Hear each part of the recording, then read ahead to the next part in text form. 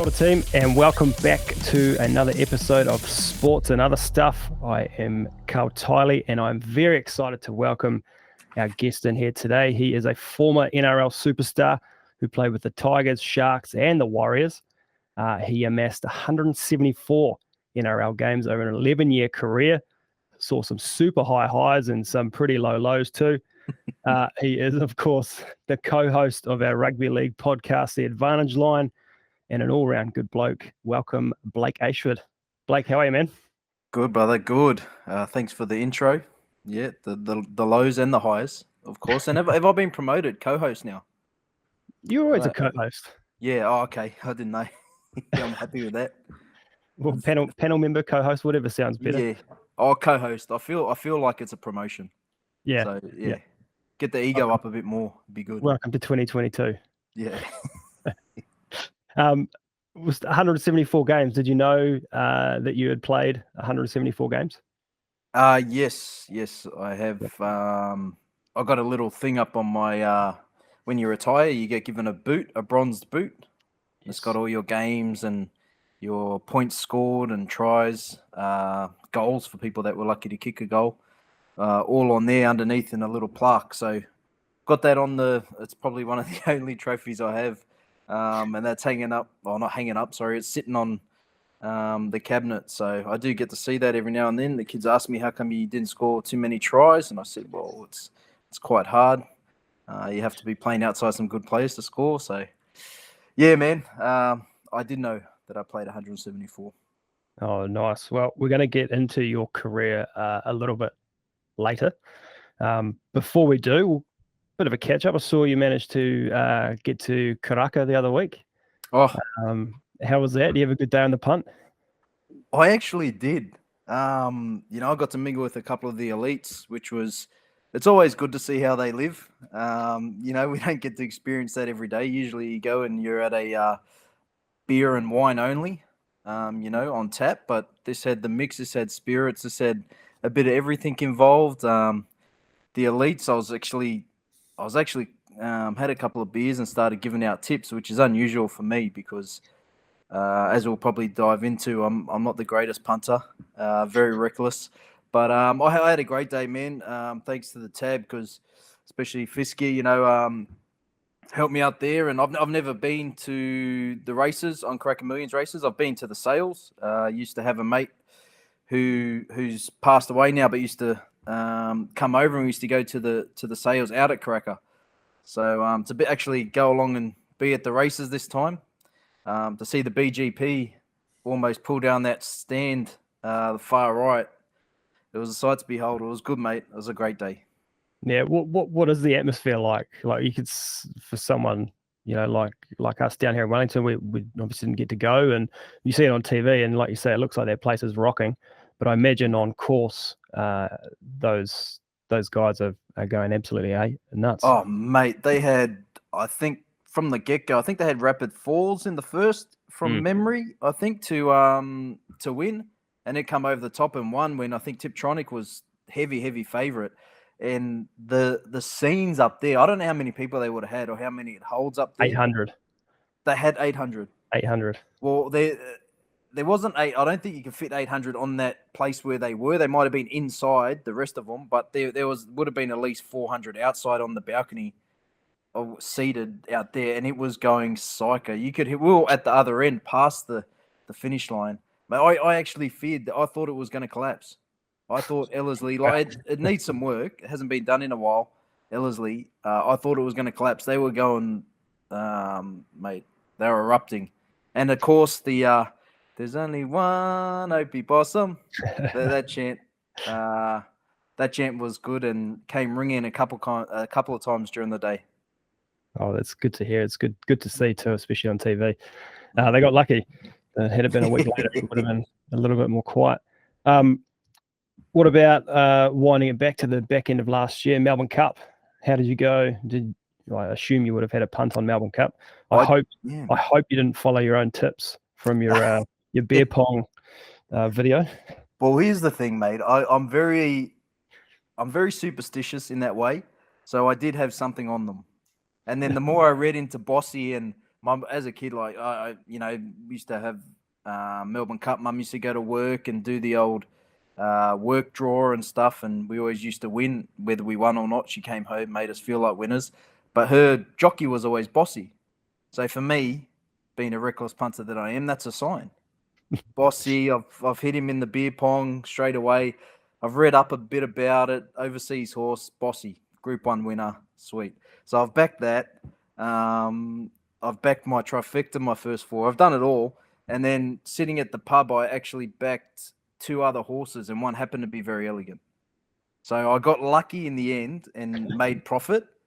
But I did waste a lot of money on my tips that we made a video out of for the tab. So, yeah, it could have been a great day, but it was just an okay day, which is better. Right. I think any day of Melbourne Cup day, you can come away with a win, with profit. You're doing bloody well.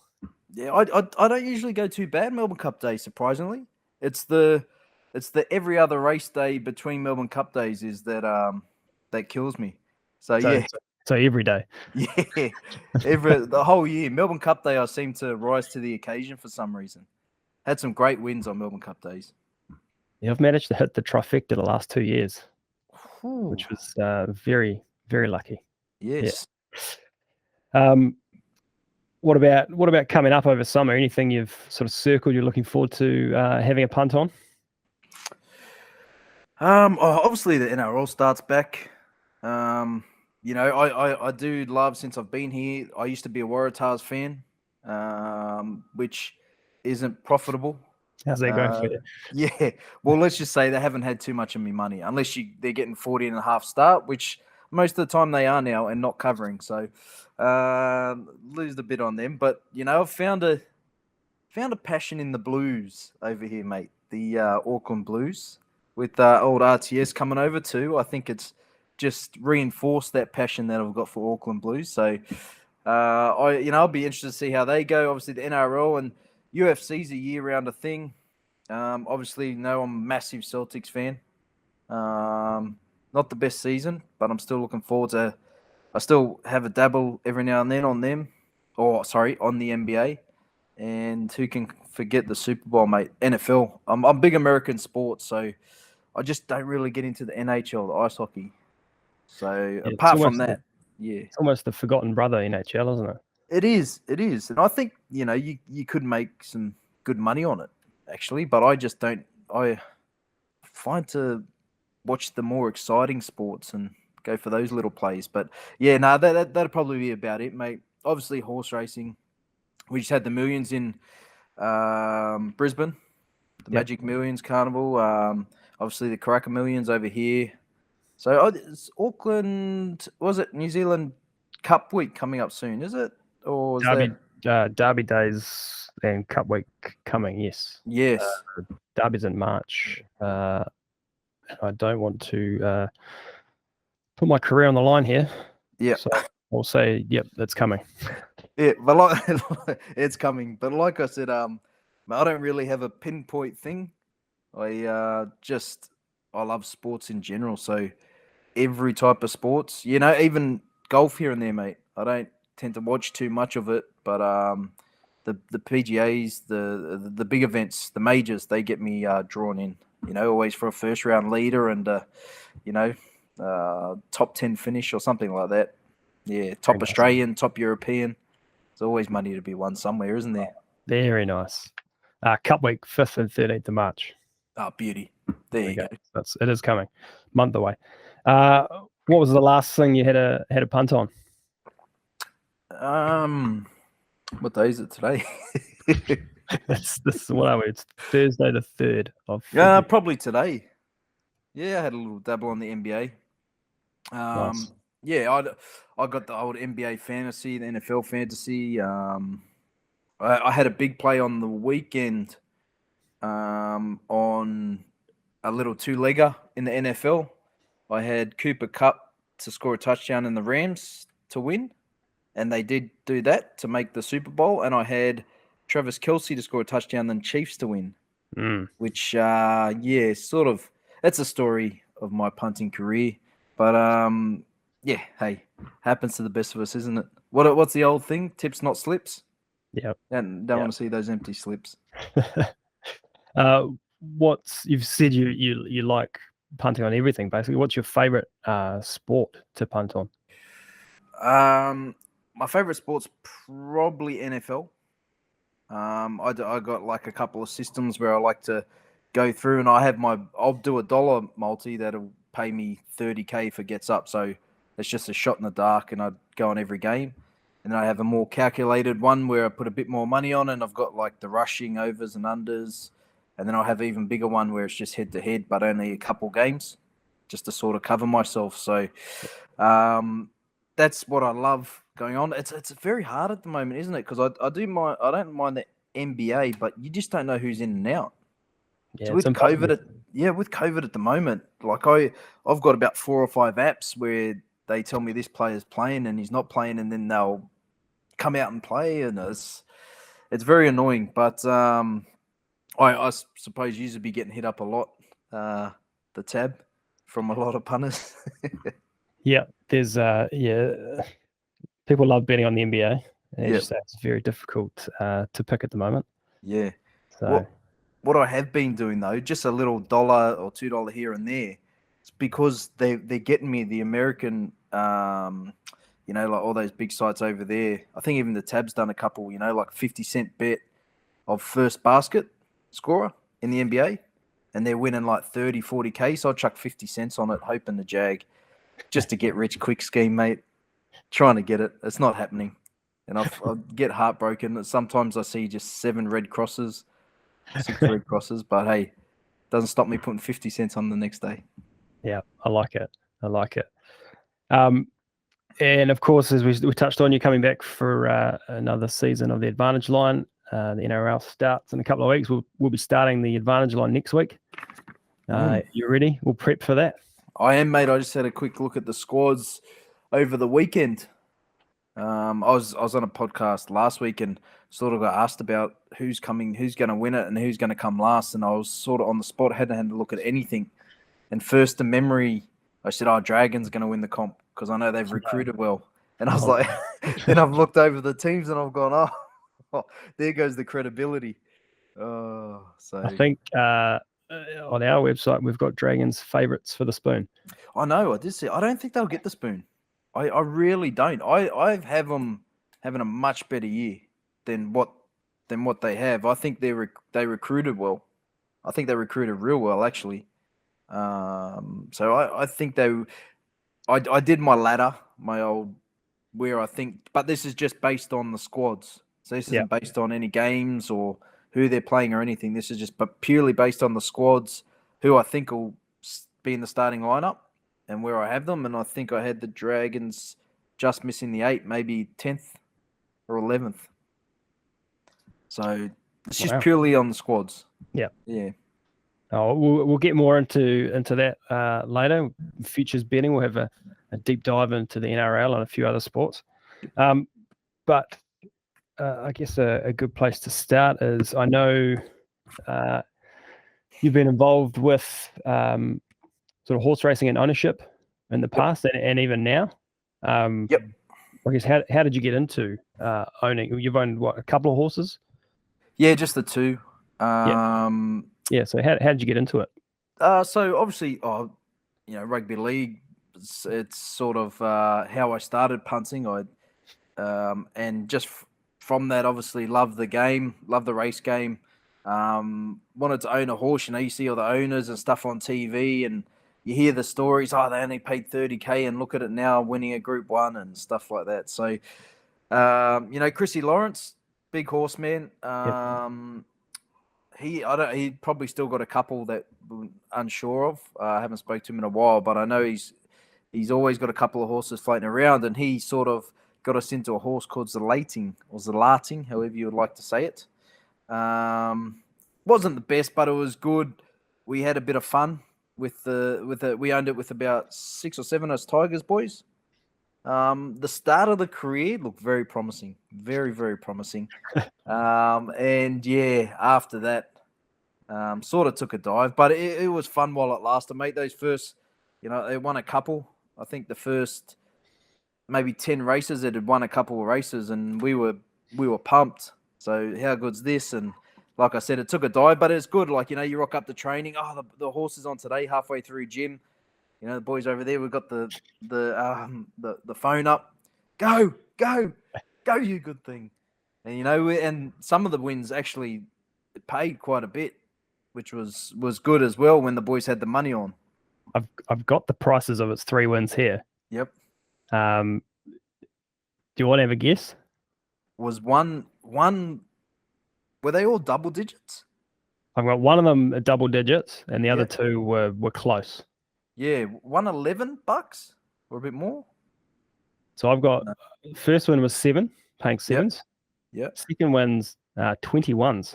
Oh, okay. And third $8.50. Bookies obviously saw it come home pretty quick and short those right up. Yeah, well, I like it, mate. That's 2010, 11, maybe. Yep. Yeah, like a long time ago. So over 10 years ago we had it. So the memory, I suppose, has seen a lot of horses race since then. So yeah, that one was good with the Tigers boys, and the one I got at the moment, she's Come On and Love Me. It's called, race at Tamworth, trained by Cody Morgan. It's not too bad. It plays up a bit, causes a bit of trouble for Cody. But yeah, I don't think it's finished past 4th. So it's a fighter. It fights on. It raced on Saturday, actually. Started at favourite at Tamworth and jumped top 2, which is very unusual for it. And then just in the bend, around the bend, they took off and she fought on for 3rd. Got beaten by a nose on the line and for 2nd. So she's a fighter, but I would love to see us run in the city. I just want to go to a race work, and if I'm over there in Aussie, maybe whenever we're allowed, and I get to see a race, because I've never been to a race of any of my horses. So it'll be a thrill just watching it go around and get to be in the owner's little sanction area or whatever. So it'll be good, man. Yeah, well, I've got the stats here of both Zelathing and Come On and Love Me. And your current horse, Come On and Love Me, has a quarter of the starts as Zelathing did, and already the same amount of wins. So yeah, you're looking good. How's the prize money though? I didn't write that down. Yeah, because I think Zelathing might have won in tougher class. Maybe it might have won 1 or 2. I think it might have won at Kembla one race, which is a step up, obviously, from Tamworth and Kirindi, or wherever that place is. I can't pronounce it properly. Kirindi. Yeah, so I've got Zelathing, 29 starts, 3 wins, 2 seconds, and 3 thirds. Not too bad, eh? So not bad. I actually put a wee note here, and I don't mean this in any disrespect, but followed your Tigers career somewhat, sort of 2009, 10, 11, very, flying high, going really well. Yeah.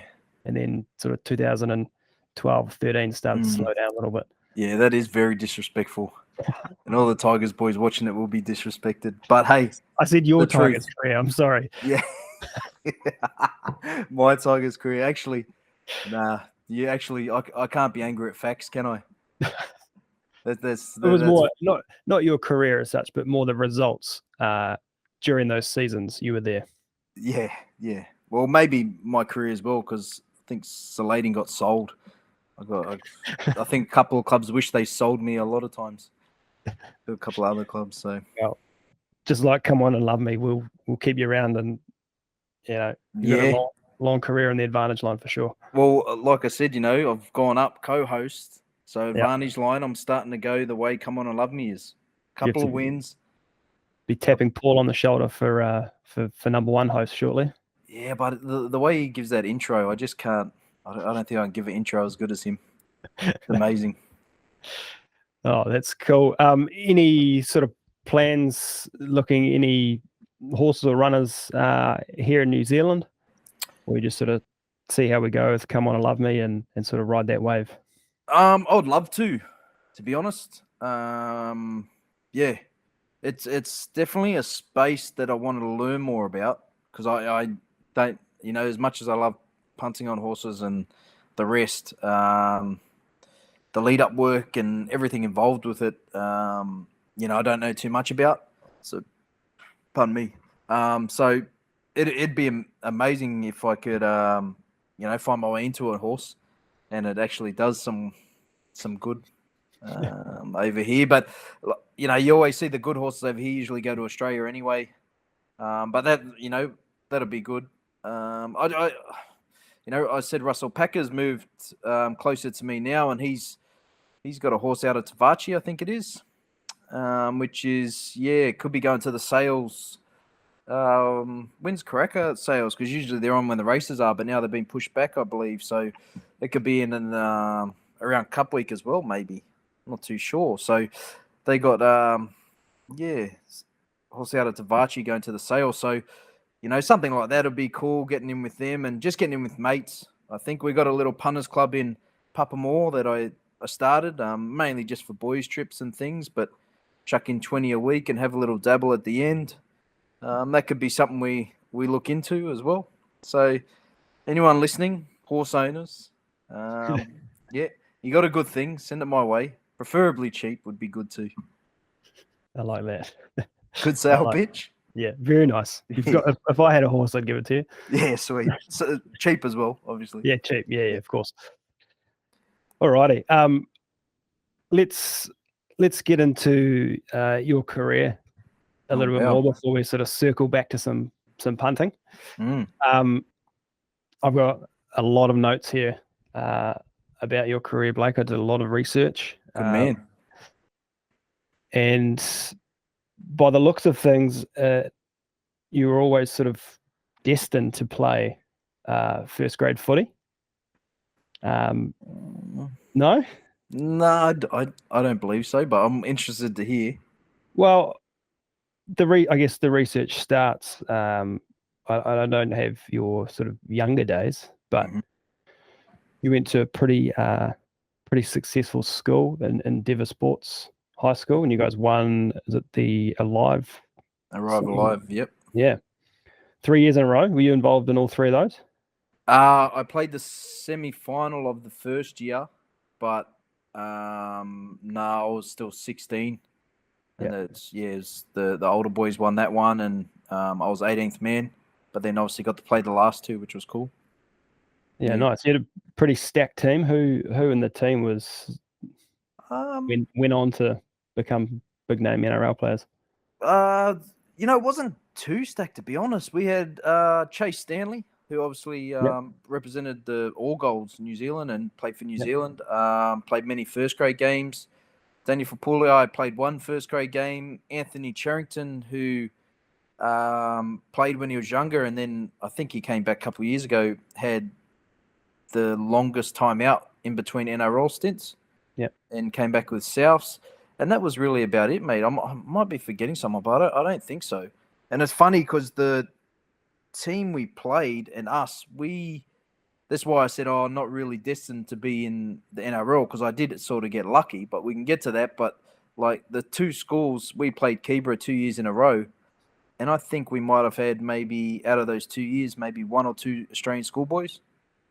Right. So like we were just good teams. And all the other, the other teams had great players who end up playing first grade as well. But just I still hang with all my mates from Endeavour when I'm in Australia. But that's just like a little brotherhood thing, man. That's why we were good. You see each other every day at school, go out and play, and none of us, I suppose, ever made those junior rep teams, but we were always good together. Yeah, right. But am I right in saying the footy was sort of in the blood? Your uncle played for Easts in the late 60s, early 70s? Yep, that's right. My grandfather actually played. My mum's dad was actually played for the Bulldogs way back in the day, 50s maybe. Back in the day, was a fullback, goal kicker, and then ended up becoming the chairman maybe of the Bulldogs. I'm not correct about the facts, but I know he's Fred Dunn, his name was. So it's obviously not Ayshford, but he played. And then, my uncle played with, lucky enough to play for Arthur Beetson and players like that, the Roosters. And yeah, he played a handful of games as well. And earliest memory was watching the old man play for Paddington Colts up at Waverley Oval. So that's obviously over in Australia in the eastern suburbs area. So Roosters area. The beach goals. And you yourself were a Roosters junior. Mm. Were the Chooks always the preferred option, or and sort of Tigers sort of just come knocking at the right time, or? Nah, so this is how I say, I wasn't always destined, and it's funny because, I played against there's way better people than me in my age, and this is why I say a lot of it's luck as well. Like you obviously have to play good and have some ability to play NRL. Yep. Tip the cap.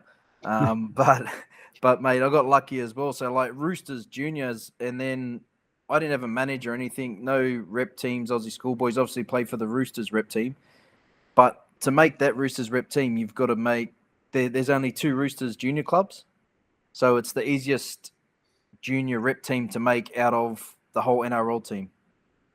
So you got to be in the top 20 out of 26 players to make that team.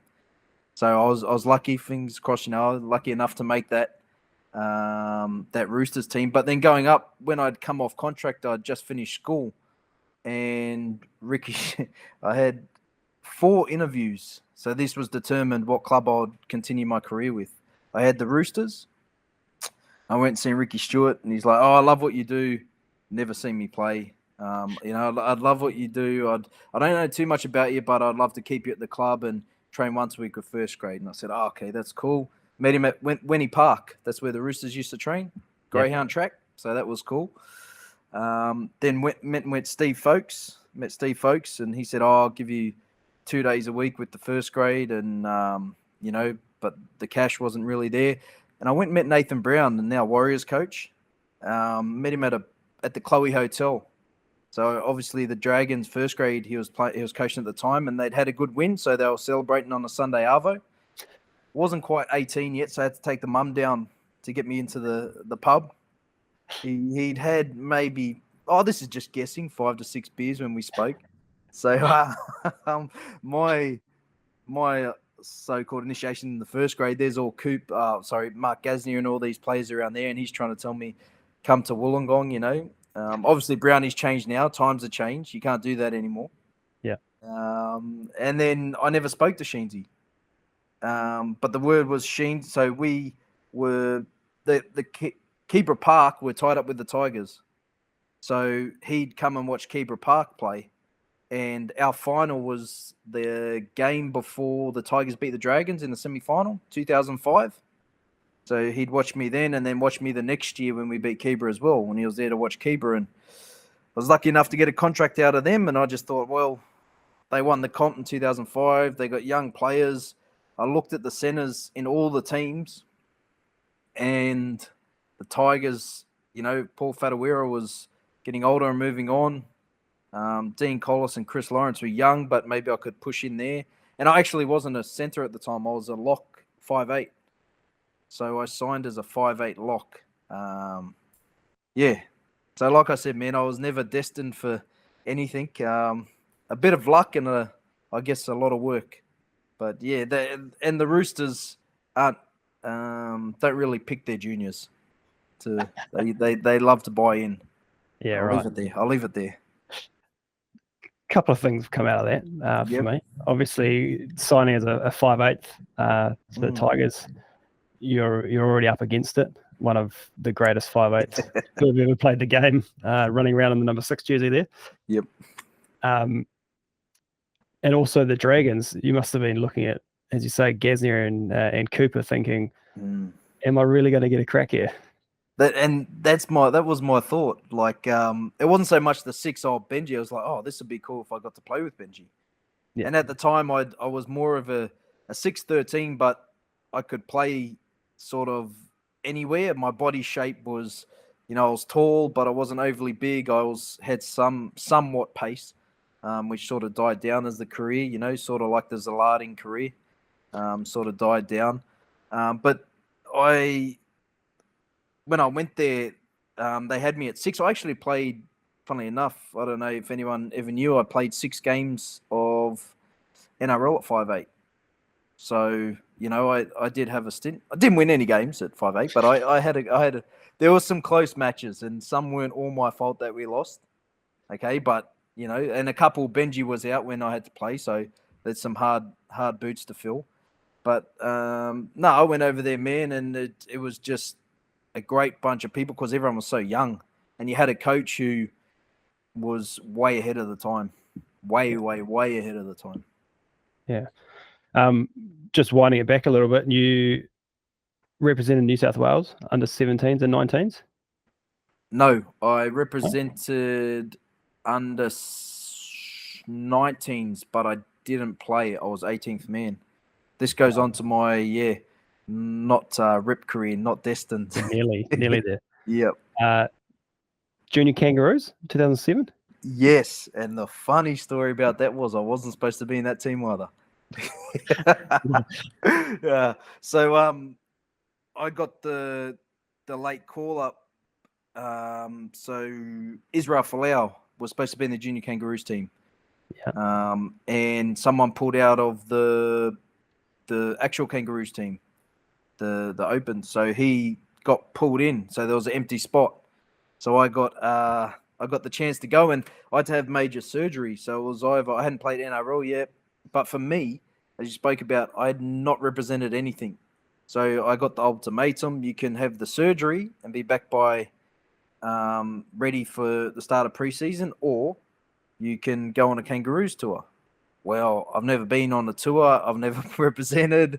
This will be the highest representation for me, and I ended up going on the tour. It sort of hurt my first grade career, as in I probably could have played earlier, but it's something I'll never forget. I went over. We played Fiji. I started at 5'8" the first game. Had Michael Jennings outside me. I had, I think, Tim Manor at front row, Chris Lawrence playing second row inside me that game. So well looked after. We got up that game. Then we went and played Tonga, who were just all men, like the actual first grade team, and we got smoked by 40. And then we came to New Zealand and played a team that was stacked as well. That was probably one of the best. It was just before the under-20s competition started. So it was probably one of the best junior Kiwis, junior Kangaroos games, I think. I think we played against Kevin Proctor, Sean Kenny Dow, Alex Glenn played, Sonny Fire played.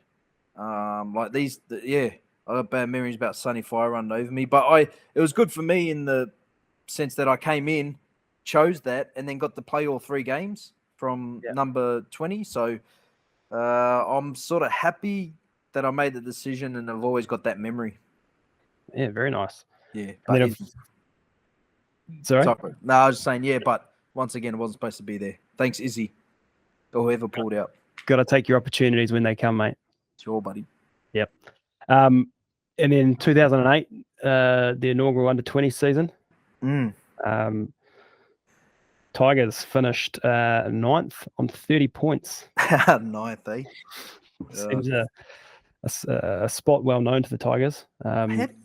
How do you get 30 points and not make the 8? Yeah, well, the top 9 or 10 were all 30 plus. Far out. So it was all down to, from what I saw, was down to points differential. But you were named Players Player. So you must have been pretty happy with that. Pretty good season. Yeah, yes and no. Like I said, I chose to go on the Kangaroos tour, but what it did, I had a big, the start of that season, I had a fracture in my wrist, and I came back round 1, played too early, played the whole year, and it just kept separating. So at the end of the year, I had to have a bone graft from my hip. So I was supposed to be in the first grade squad. There was only going to be 2 of us, me and Tim Molson. And because I couldn't train the whole preseason, they took me out. And the person who took my place ended up debuting. So it was sort of, it was good, but I thought I already deserved to be in that top grade.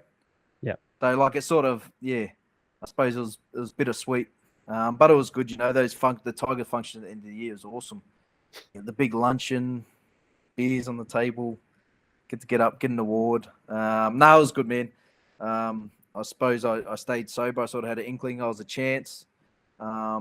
So got the award, and Peter Jennell, who's with the Dragons now, who's obviously filled in with the Broncos and teams like that. He was our coach.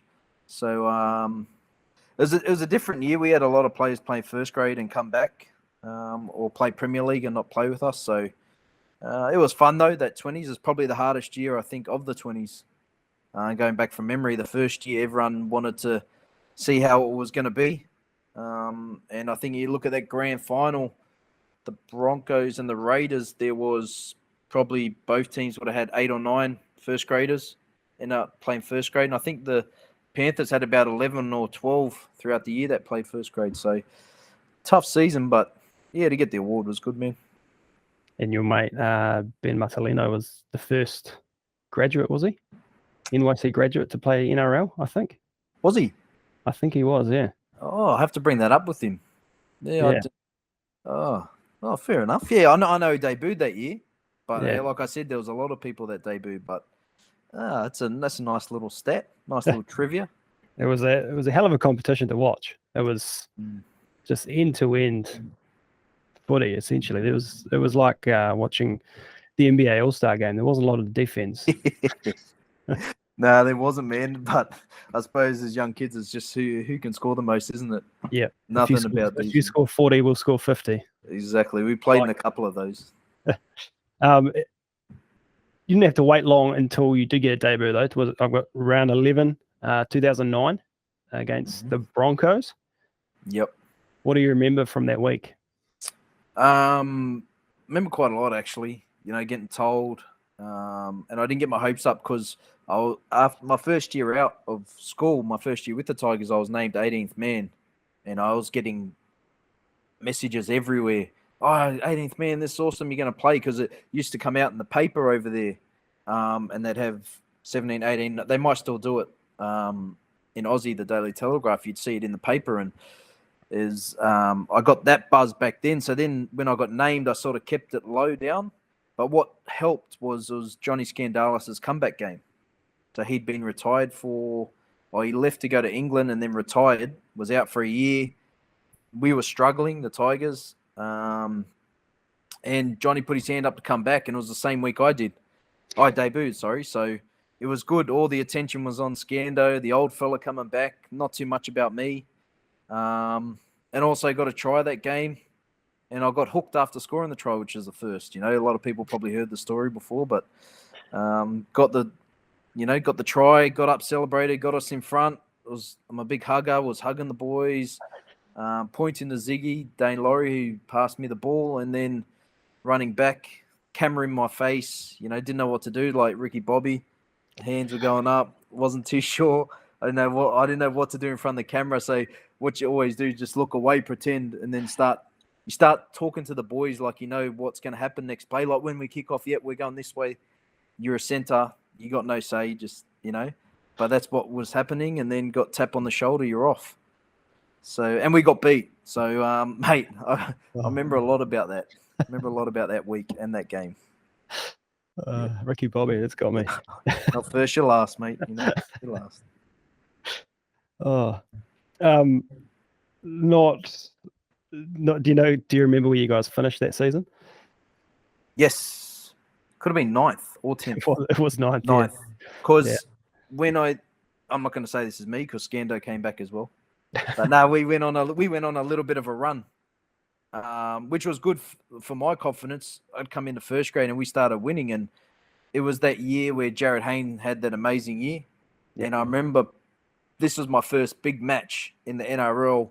We played Para at the SFS. We'd won 8 in a row. They'd won 9 or 10.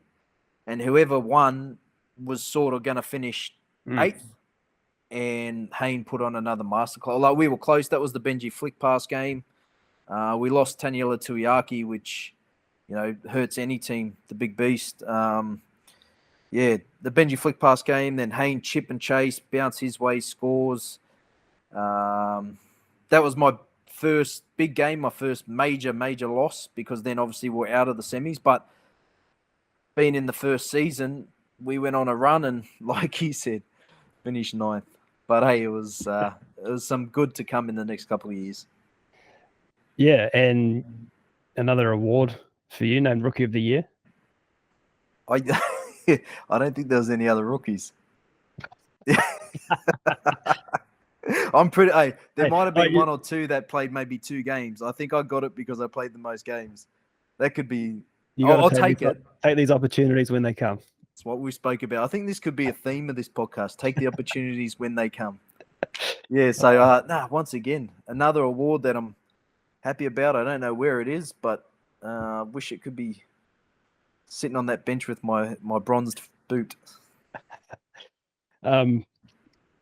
Yeah, 2010, one of the great years for the Tigers for the most part. Finished third until you come up against the Roosters in the qualifying final. I know we've given you a little bit of stick about this in the past, and I know it's hard to talk about, but it might be one of the greatest games, if not the greatest game, or finish to a game we've ever seen in the NRL. Yep, I would hate to argue with anyone. I think it's probably up there with one of the greatest games played. I mean, if you go from start to finish, I think, you just go the moments in the game. Like we had 3 tries disallowed, held up. Gareth Ellis had 3 tries disallowed. Yes. If you were a first try scorer punter on that game, you would be spitting tacks. Mate, exactly.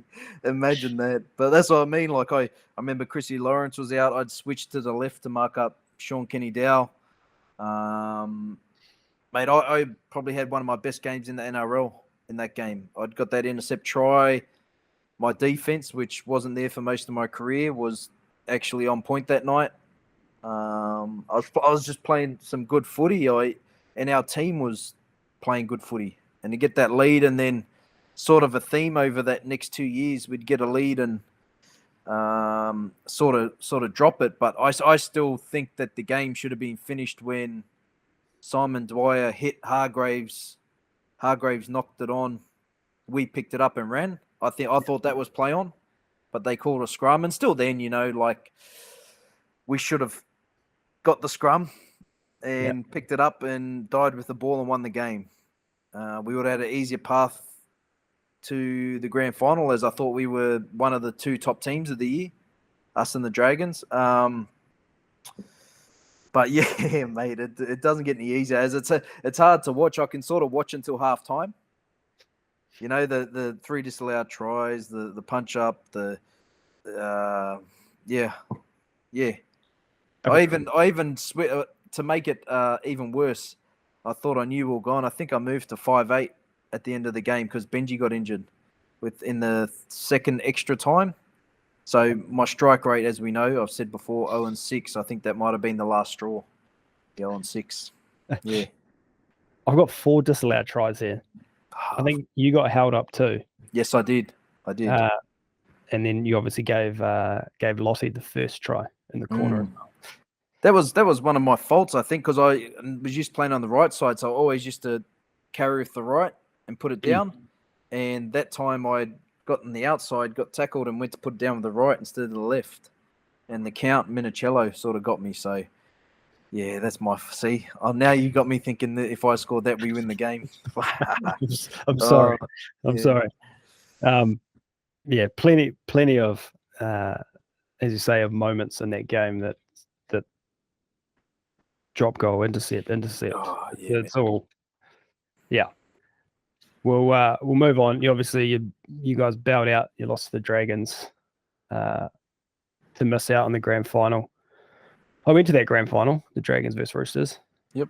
And if I'm honest, of all the teams in the running, for me, those were the worst 2 teams I could have gone to watch a grand final. Yeah. I was very disappointed when the Tigers didn't make it. The same year, the Warriors won the under-20s. The under-20s, yeah. Yep, they were always good things, like the Warriors, I reckon if you're a punter back then, just to have them to make the grand final, you would, halfway through the year, you'd make a killing because they would win their last 3 games, finish 8th, and then beat everyone and make the grand final. And the grand final was a coin toss. Yeah. But They're enormous back then. Something else that happened in 2010. Just want to get your thoughts on the Melbourne Storm salary cap stuff. How did that affect the league as a whole and you guys, your team, if it did in any way? I remember, when the news came out, it was pretty rattling.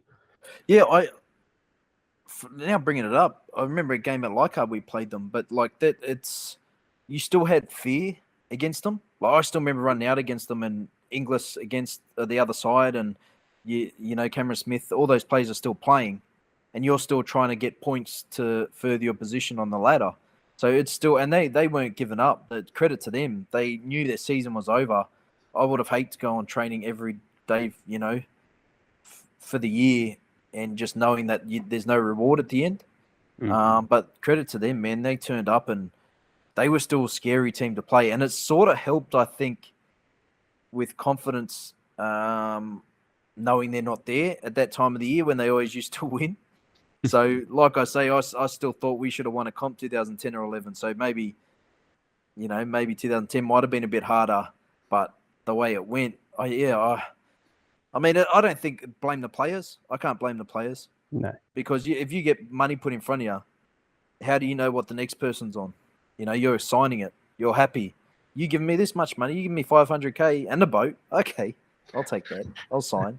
Well, it's not. I don't think that's on the players. That's whoever signed them and did the dealings, sorted the money. But it was certainly as a player, yes, still scared, but then sort of relieved they're not going to be there semi-final time. What about from a sort of contract angle? Were you guys talking, or was anyone sort of thinking like, oh man, do I need to go and look at my contract and sort of see if my house is in order, or was there any of that? Or no, not at our club. The Tigers aren't known as really the wealthiest club. No. So for us, I think especially me starting out, I wouldn't have had two clues. I used to love playing footy, going to have a beer, going to have a punt, turn up to training, play footy with your mates. That was never my contract wasn't really in my mind. I was sort of signed for 3 years. So for me, I was well looked after. I can't even remember if we would have had conversations, but I don't think any of it would have been, go check what you're on. Because like I said, the Tigers, I don't think were offering that much. Yeah. 2011, another pretty good season. You guys finished fourth. I can see you grimacing already. Yeah, I think you know where I'm going with this. Finished fourth, got revenge on the Dragons, and then come up against the mighty Warriors and Krishnan Inu. Run us through that game, and I guess, did you know, like you said, you thought you should have won 2010 or 11, your team was stacked.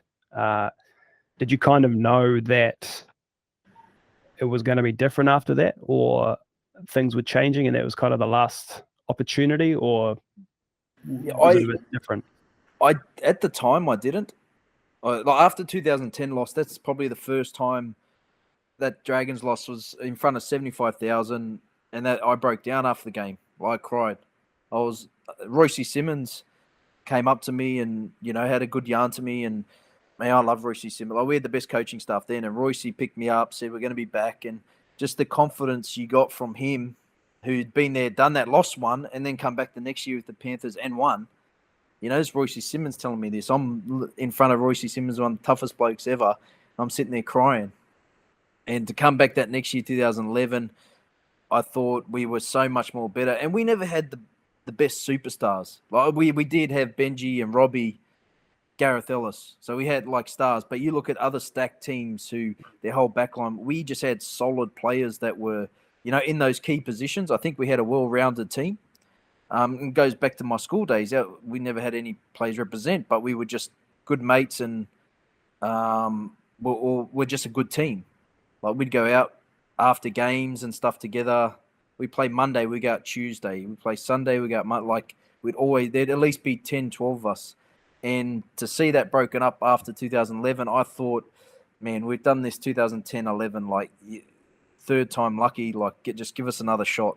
I didn't think so when they let Bryce Gibbs go, I think that's a major mistake. He's a person who won't sort of run over people, do those flashy things that like a Tom Malolo or someone or that do, but he'll do the things that not too many people who watch rugby league know about. Like he'll be the first one out of the line to put a hit on or tackle someone, which changed the whole momentum of the game. And for a Tigers pack who always, they said, was the smallest and couldn't defend, he was always leading the way. And I just think when he left, it sort of had a ripple effect. And then you've seen Heinington, Bo Ryan go, and then it just sort of affected us all. Sheensy had got sacked after 2012, but I think 2011 for them was the final straw because they changed the whole team around after 2011.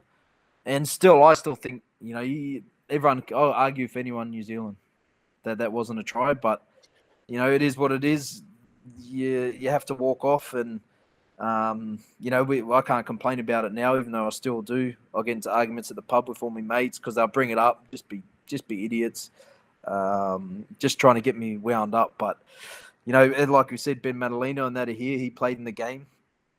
So he always tries to stir shit when I'm, we're getting lippy. But, it was sort of a thing where I thought, well, my career, I'd made the playoffs so many, the semis, those first two out of the 3 years, but had played winning football. I just thought it was going to continue. So after that 2011 game, I did not see what was happening, no. Yeah. Was that Benji's last year as well? So we both played 2012. 12 and then... No, we both played 2012, 2013, because Mick Potter came in 2013. And we, good bloke Mick Potter, I when he was at the Knights and I had moved to the Sharks, I went and saw him in the sheds and that and had a beer, all good, great bloke. But as a coach, I didn't get along with him. And I guess it was hard for me being with a coach who was so good in Tim Sheens, and then seeing, I don't think many other coaches measure up to Sheensy, to be honest. So, or that I have had. So, it was tough. And me and Benji both left. I still got photos. Our last game at Leichhardt together, we did a lap. I don't know how many people were clapping me, but I still walked around next to him, so I got a bit of it.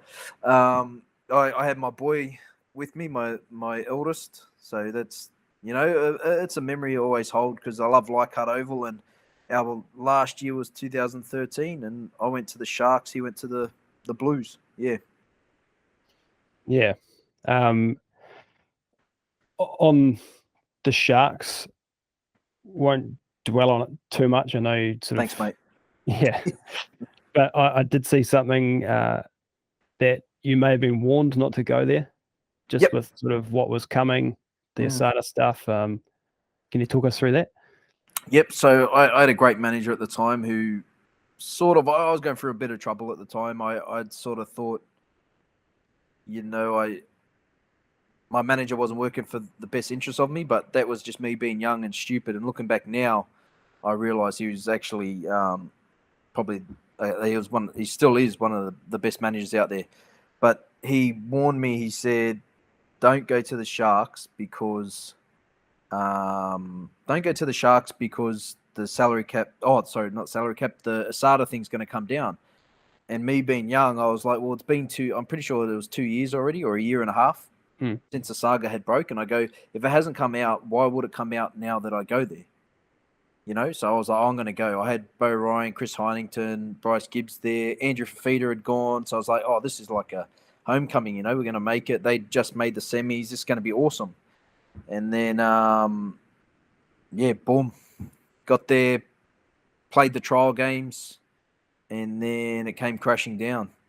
And the bands came and... it wasn't the best man. The coach, Shane Flanagan, got sacked as well. We had 2 or 3 coaches that year.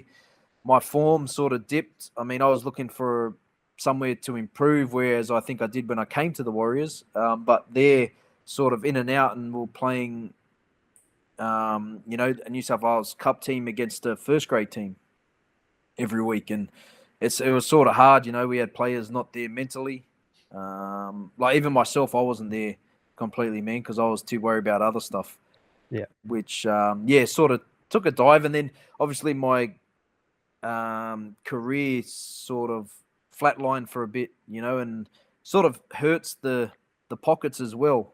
When you're on some good coin and you're playing good footy, you're one step away from a GF 2 years in a row, and then just sort of took a dive, and took a while for me to actually look at myself and do stuff. But yeah, that Sharks time wasn't the happiest. I made some great mates who I still talk to now, but footy wise wasn't the best at all. Oh, the first year wasn't the best, sorry.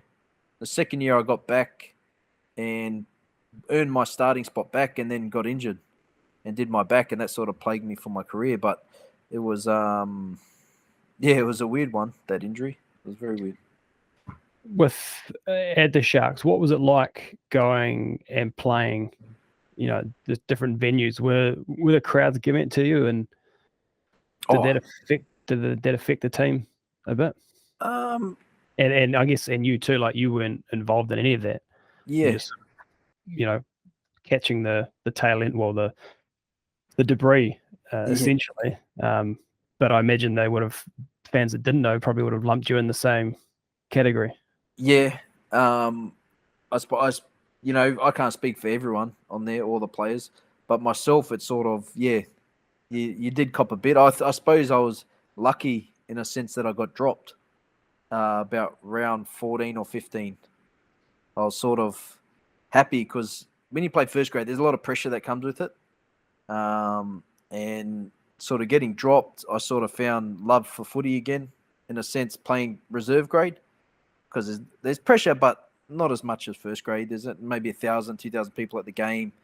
You're there just having fun playing footy at a lower standard, but it's still enjoyable. But yeah, every time I did play that year, used to cop it heaps. Even that, but that still went on for the career. Like you talk to Paul Gallen now, he'll cop that much stuff, and he's long retired, taken up boxing, killing at boxing, and he'd still cop stuff, Yeah. So, I mean, I was lucky. I was only there for 2 years and sort of caught a bit of it. I feel sorry for those boys who went through it for 8, 9 years, maybe. Yeah. How did the Warriors come about? So I was sort of done with first grade footy. I sort of didn't want to play anymore, but I was like, I need to do something. I still got some years left. And I'd sent all my trials, like bench press, speed, this, that, all to the Western Force. Oh yeah. So I got a bite from them, and I was like, get a rugby. I played rugby in school for 2 or 3 games, went all right. So I was like, 2 or 3 games, this could be good. Go over to Perth. What position? Centre, wing? Yeah. So I'm majority played on the wing at school. Mum didn't really like me getting in there, getting mauled and getting my ears cauliflowered and stuff. So she just, as long as you play out wide, I don't mind. So I was like, that's all right. But I, chucked it over to them, and they're like, we can't really make any decisions yet because the World Cup's on. That's the year 2015. Yes. And then I was like, shit, well, I can't just sit here and wait for the World Cup. Like, that's the start of preseason. And then I got word from the Broncos. Wayne Bennett was keen, but I never really had a chat with him. And then Andrew McFadden called me. And he remembered the game, one of the semi-finals I played with the Tigers against them when he was coaching at the Raiders. So that sort of sparked our convo. And then the wife's obviously from New Zealand, which helped. The media over here, it's hard to find, or was back in the day. Like in Australia, you'd go down and have a coffee, and all the cafes and all that near the beaches or wherever you are, and people be strolling past. Because like if you're play for the Tigers, you're training in the Tigers area. So all the fans there, Tigers, NRL fans, walk past cafe, photo, this, that. You play bad, they rubbish you. It is what it is. Same as Cronulla. Over here, you have a cafe where we train, Mount Smart. It's all industrial area. Mm. You go to a cafe, one or two, no one's really there. Newspaper, you might get a little paragraph. So it's newspaper you don't even read over here. So the sort of that side of it, the mental side of it sort of helped because I was like, oh, look, over there, just play footy. It'll be awesome. Came over here fresh start. Andrew McFadden, probably the second best coach I ever had behind Sheensy. And he just told me straight up, like, it's not guaranteed here, but work hard. Because I came over and they did the fat test on me. And I was like front row size. I was quite big, Karl. Very big. A lot bigger than what I was in those spandex. Yeah. So, was there thoughts of a transition into the front and not from me. or not from him either. He goes, mate, this isn't on. Just shape up. You know, you've got 4 months or 3 months until we start preseason. I need you back at this weight. So I actually dug down and had a crack, and I just missed the weight. But he realised, oh look, he's here because I'd lost probably about 15 kilos. Oh wow. Oh, sorry, I shouldn't say 15. Maybe about 10 kilos. Yeah. And he's like, oh, he's here to have a crack. So yeah, sort of training started, and like I said, I reckon if the Warriors kept him on, they would have saw a lot more success over those next couple of years. Mm. Got a lot of thoughts about Warriors coaching stuff in the past, but I won't get into that. Big opportunity missed when Sheensy was available. Yeah, mate, he would have been. I tell you, he would have been perfect. Well, shouldn't have let Cleary go in the start, but like I say, we could talk about that for hours. So, yep.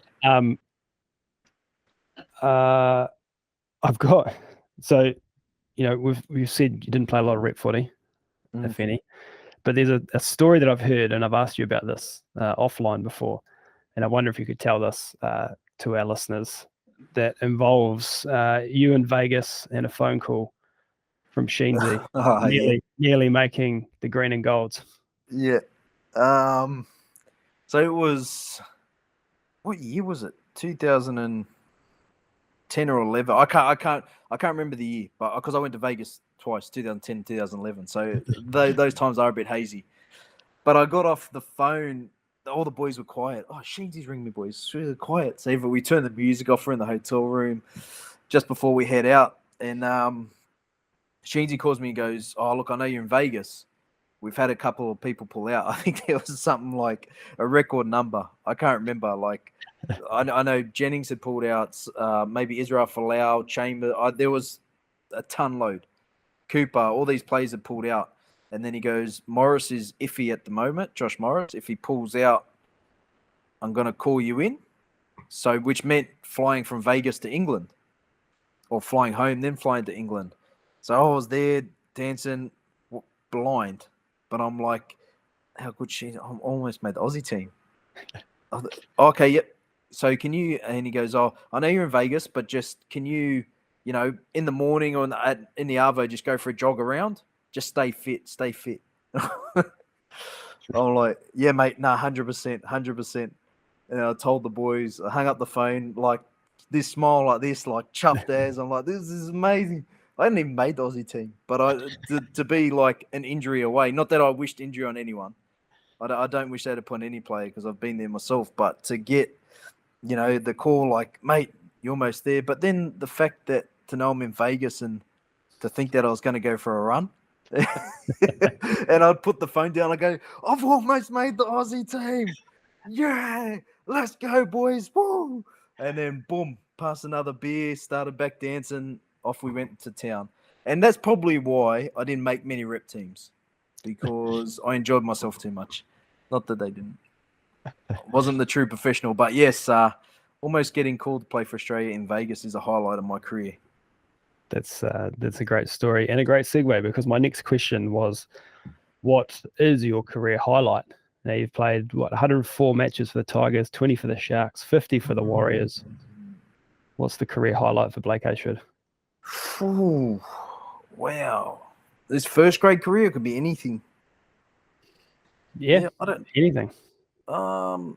Personally, it'd probably be my two high school wins, if I'm being honest. Yeah, Yeah. just because I went. I know you train 6 months, 7 months of the year with the NRL squad, and you're here almost 3 or 4 days a week with them. But with those boys at school, who I'm still mates with now, I was, 5 days a week plus weekends with them. It's pretty special and we trained. We were a sports school, so we trained. So it's sort of like a first grade system. So I suppose that would probably be my whole football highlight for a first grade highlight. Probably playing in. But see, my highlights are like, I got to play in front of 75,000 at a semi final, but we got beat. Or I had a good game against the Roosters that semi, probably one of my best games. We got beat. Like, not too many of my game highlights end in wins. I think I lost my 100th. I think I lost my debut. I lost my 100th, and I lost my 150th. So none But of you those. won your final game. I did actually. That And you couldn't be scored a one try? either. No, that and my old man and that wanted to kill me. So they always used to have They always told me after. They always used to put like 10, $20 on me score first. Yeah. But I'd always pass. Like I was if there's a person there, I'd never try. See a lot of kids always go for the try. Paddy Herbert, like I love Paddy, went for the try last year in the semi. I'd Yep. always pass the ball. Probably sometimes it hurt me too much that I passed it. But I would get abused from the old man and the brother. I had your first try score. What are you doing passing? The line was right there. So the last NRL game, I know, I think it back now, I know they would have been on me. And Raiders had dropped the ball inside their own 10. I'm at right centre. Rogers picked it up and passed it to me. If I catch it, I've got 10 metres. There's no one in front of me. Typical Blake Ayshford career style. Drops the ball cold. And I can imagine there would have been people abusing me for that. And like it would have sat with me all game if we had lost, because I know I would have scored the try. But man, it was. I'm pretty sure I did cop some abuse, but dropped the ball. But we did win the game, Karl, and they ended up playing the GF that year. That was a big win, man. It was. It was a great game to finish with too. It's a bit of fun. Had a little trip with the boys, away trip. So they're always fun. Very nice. Over your career, you obviously played with a few pretty good players. Who was the best? Oh, so many ways to answer this. Let's say best in terms of pure football player. Probably Benji. Yeah, not a bad person to say, is it? You can't argue with that. No. Yeah, you can't. Golden Boot winner. Skill wise, you seen what he did when he was a 5'8", how electric he was then to turn the game the way he did as a halfback, and then his last season with Souths to play that role and still be huge. Honourable mentions, I guess, you got Robbie Farah. And then question I always get asked, question I always say, who I would start a team with. The two would always be Gareth Ellis and Simon Mannering. They're probably two players, leadership-wise, rugby league-wise, have everything, but obviously they're not halfbacks. Yeah. How can I not mention my great mate Liam Fulton? We used to have a running thing, probably one of the best back rows to ever play the game. In Fulton. I've We used heard to have a about little trying thing. to pump your contracts up. Is that right? Yes, that's right. So I have to mention him. He was did a lot for me, and best back row to ever play the game, Liam Fulton. Very nice. Very good tackler. Who was the biggest pest that you ever played with? Played with? Yeah. Oh, Isaac Luke. Oh, anyone would say that. Like that's guaranteed. He'd do stuff, and it'd be funny when it's not done to you, or sometimes it would be funny, but it'd get to a point, and when you're with him for 4 years, after those first couple of months, it starts to wear off, and you start to get pretty pissed off. But he's always doing stuff, and makes it worse as he's laughing. His laugh is loud, and he's very annoying. Biggest pest, easy. Best captain you ever had? Simon. Yeah. Simon Mannering. Yeah, man. Yeah, just I suppose wouldn't say too much, but like I said, the stuff you'd get out of him in a game, make 40, 50 tackles and then have 20 hit ups for over 100 yards. And I think in those tackles he wouldn't even have a missed tackle. He's up there with one of the best players. Well, like as a Kiwi, I know you never wanted him to leave the Warriors, but for me as a rugby league fan, I sort of wonder what his career would have been if he had left. Because I think in a team like maybe a Penrith Panthers with Ivan, or I don't know, even hopefully if he came to our Tigers team back then, it would have been huge to see what effect he would have had. Yeah, very, very good player. Probably one of the best, if not the best, Warrior we've ever had. Yep. Alrighty, let's we'll get back to a bit of punting, and I'm going to start with your best punting story, or a couple of stories if you've got them. I've got a couple. So after Friday night games, used to go to the pub every Saturday. Used to be the races. Anyway, this is just before the birth of my boy. I'd bought an apartment. Hadn't had it decked out or anything. And I don't know if like the tab machines over here. They're like in Aussie. They were back then, 2010 or 11. Have the voucher, and when you press end, it usually, if there's money left in, it comes out with the voucher. Well, people sometimes will leave the voucher in. So I went to place a bet, not knowing, and I'd seen a $10 voucher there. Looked around, no claimers. So I'd put the $10 on, and I'd put it on the NBA, a line over and under double for 4 games. It was the playoffs. And I can't remember exactly what year, but I know LeBron was with the Heat. And they played Philadelphia in the playoffs.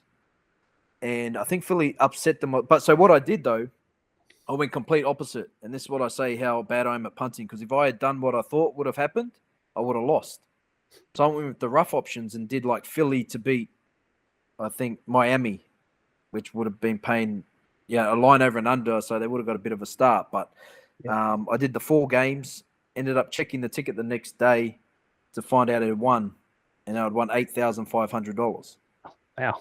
Off a $10 free $10 bet that, some could call it stealing, but I looked around and seen if anyone was there to collect. No one was. So I'd put the $10 on, and that's one of my biggest wins ever. Wow. Off a single bet. And the other one was 2000 which year did Viewed win the Melbourne Cup? 2010 or 2012? Could have been 2010, I think. Viewed won. Let's have a look. 2008. 2008, was it? 2008. So 2008 Viewed won, and this is what I call this was my biggest day. We were at the North Ryde RSL, or the bowling club. Went there early, watched all the races. I remember it was raining in Sydney, torrential rain, and I ended up back in the quaddie in Sydney, and it paid quite well. And I was on fire, just backing everything.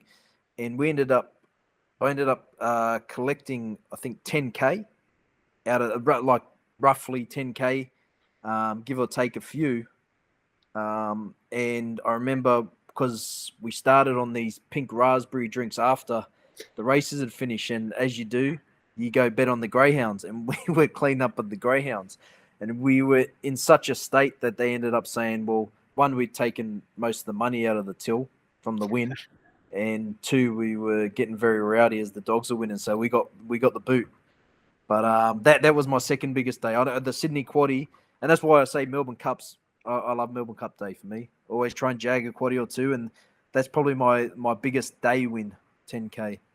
But they're few and far between, mate. Few and far between. Wow. At least I can now say I know someone who's won big off punting. Yeah. That's well, nice. And then I go over the total, and I'm probably minus a lot. Yeah. But it's these stories we get. It's nice. It's very cool. My next question would say, what's your biggest or best win? But those stories will cover it. Yep. Do you have a go-to bet or a favorite bet type? Yeah, mine changes. Mine changes very often. I get in phases. I might have a phase where I'll go like at the moment the basketball. Like I said, I'm a first basket better. Um, I like the overs and unders with the players. What I'm constant on with the races, which I always tell myself is I always put a quaddy on at places, and the reason I do it is because I like to think I like to save money. So if I've got the quaddy on, I'll let the quaddy sit. But more often than not, I'll like something in that race and still bet. So I tell myself I'm putting a quaddy on because one, it might work out in my favor and I might make some profit out of it, but I'm also saving money, which in the end case it usually loses first or second leg, and I've missed the opportunity to win on those horses that I would have backed, and I end up losing the last two races anyway. But that's my usual go-to on a Saturday, make quaddies all around. Nice. Do you prefer sport or racing? Or you're not fussed? Oh, that's a tough one. Um, I'd say sport just because I think I could watch. Oh, probably sport because I suppose it still disappoints, but form still counts in a sense. Whereas horse racing, yeah, it does, but a horse can get caught in bad traffic or different race conditions, or it can just run busted, and you could be on it, and it could have had 5 wins previous. Steps up a class. I just think that sports is a little bit easier to pick than horses. Yes. Nice. What about in racing? Any particular jockeys or drivers or runners that you follow? You said earlier. My favorite horse used to be Who Be Got You. I don't know if you remember that horse, but that was my favorite. It was the Kavanagh colors. Used to have the original. I think it had the blue and the black and white checkers, but it changed, or I might have gone the black and the orange and black checkers, the stripe across. They're the Kavanagh colors. That's won me a lot of money, and I used to love that horse. He used to come down outside fly. I used to love it. That was my favorite horse. But now these days, I like Matty Cameron as a jockey in New Zealand. Yeah, he's a good jockey. One of the boys here, his brother-in-law's Cosi Asano. Oh, nice. Yeah. But Opie, I mean, I like the New Zealand jockeys. I like it when they travel over and have a go in Australia. You can't go away. I've got a couple of things that are always doing the last at certain places. So at Morphettville, I always pick Jeffrey Maund. Yep, he's usually on an $80 thing, and more often than not, he rides a place or comes in. In Western Australia, my girl, Kyra Yule, she loves riding a couple of roughies. She's good. That's really about it. I tend to go on a jockey here or there, but they're my Jason Whiting in Western Australia as well. I don't mind. I don't mind those certain jockeys. I'll pick them out and then I'll stick with them. They'll be my jockey for the track. But I don't really have many elsewhere. Nice. I'll have to get you to pass those names on offline. Yeah. Favorite sport to punt on? I think we might have touched on this earlier, actually. You said NFL, didn't you? Yeah, probably NFL. NFL. I think the options available for it. I think the amount of games, the weekend, and you get that chance once a week instead of NBA. You can punt every day. I just like that NFL, that build up for the week, and then usually the disappointment that ends on the Tuesday when you haven't won any multis. What about favorite team to punt on? Any sport? Oh, I don't like backing my own teams. Oh. So I don't like backing Boston Celtics. I don't like backing Baltimore Ravens because I feel like I put a jinx on them, and I think they don't win when I back them. So very superstitious punter. They don't win when I back them either. Well, can you stop tipping them? Can you stop backing them, please? I'd like some wins. I don't know. I sort of like, as I've gotten older, I've sort of grown to like LeBron James. I started to like the greatness. So I used to hate it when he was in the East. Now I sort of respect how good he is, what he's doing now. So always punt on the Lakers, plus usually at the moment to get some wins. But yeah, I don't mind seeing LeBron's team win. I was going to ask how you came about to be a big Celtics guy. Well, it was just when I started getting into NFL sport. American sports and things, and I was a big. Probably my favorite player of all time is Allen Iverson, but I used to hate their jerseys when they started. So he's my favorite. But then I always liked Paul Pierce as a player, and then I started liking them the year before they actually made that big trade, and it was just timing. And made the big trade, and we ended up winning it a year or two later. And been Celtics fan since then. Even when they got traded and we dipped for a bit, and we've come back, and now we've got Jason Tatum, the MVP, and we'll probably win one in the next year or two, hopefully. Well, I've just had a look at the results. I don't know if you've seen today's result. Did they get beat? Did they? No, they won. Yes, so they should have. They were up by heaps. They beat the Hornets by 6. Sorry to anyone out there, spoiler alert. Although you're probably listening to this a week after we recorded, so it's fine. It's the hardest thing to pick at the moment, isn't it? Oh. NBA. You just don't know who's playing. I can just see one of my multis has died today, so that's prayers for me. What about the Ravens? How'd you choose the Ravens? Same sort of thing, but we're on a trip with the Tigers in one of the country towns we used to visit preseason, and just flicked on the TV, and here come Ray Lewis out of the entrance, and you know that big entrance he had, the rah, and I was like, oh, I like this. And then they played, and they're just real aggressive. You know, every team talks trash and all that, so it's not like that, but they were just aggressive. Their defense was awesome, so I supported them. And then 2 years later, they won the title against San Fran Kaepernick. So that was good as well. I was lucky to get 2 titles early on, and then it's been not much happening since. Plenty of opportunity, I think, with the Ravens in the future. I do too, mate. I think very unlucky this year. We lost close to 30 players. Yep. I'm not man for excuses, but at the same time, I sort of am.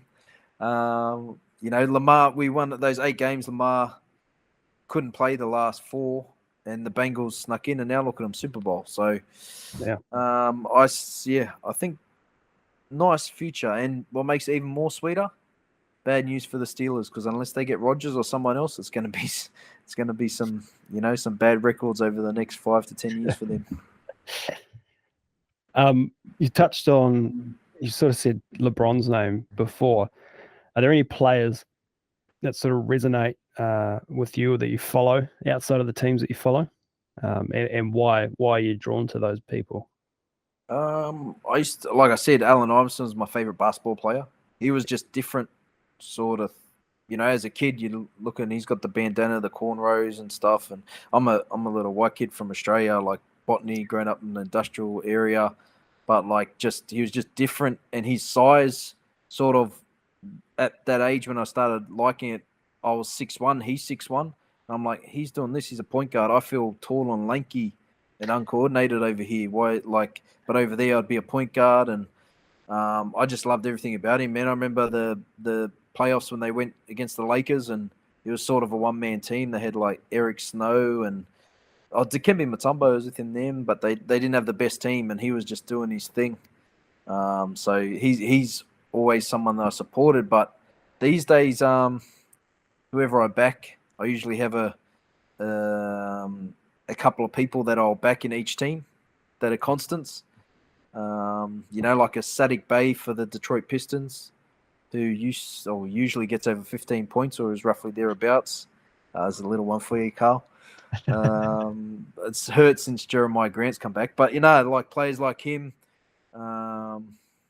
just the usual. Julius Randle usually gets close to a triple double. Players like that, whoever I sort of bet on, and I stay constant with a lot of players. It's funny you say Julius Randle nearly gets a triple-double. He missed by one today. Yeah. He's always good. And the bit that I've been loving at the moment, who I've been following, is Kyrie Irving assists. The tab, very generous. 6 assists, $2.40. I think he's got, I don't know how he went today, but I know he missed last game, but 2 or 3 before that he got over 6, I'm pretty sure. So, very generous, the tab. Playing now, he's only got a couple. It's nearly halftime. Yeah, that's all right. Comes home strong. What about, everyone seems to have a player in either a team they hate or maybe a team they follow, but there's a player somewhere everyone just hates for no reason. Have you got someone somewhere that you just don't like and you can't back? Yeah, I'm just trying to think. I'm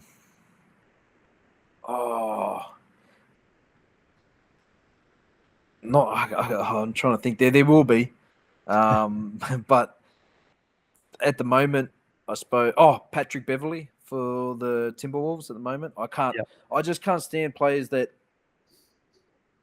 just talk. Like, I know everyone talks trash, but the way he acts and stuff like that, I just want to, sometimes. And I know it's all part of and they're all friends and all that, but just the way he carries on a bit, I can't stand him. But hey, I suppose he does it to get wins, and he's the one playing NBA. So him at the moment, and probably the one at the moment who's just in the memory because they're in the Super Bowl, is that Eli Apple. He's a cornerback for the Bengals.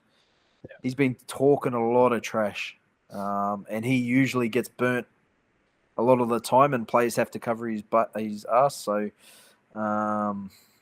just him at the moment. I really hope the Rams dish him up in the final, in the Super Bowl. Very nice. We'll get to that shortly. UFC, do you follow UFC? Yeah, yep. I do like the UFC. I love the Kiwis coming in, and the Trans-Tasman at the moment. Kickboxing, even Alex Volkanovski. Big fight next week. Adesanya versus Rob Whittaker, number 2. Where's your? I'm guessing your allegiances are with Whittaker, but where's your money going?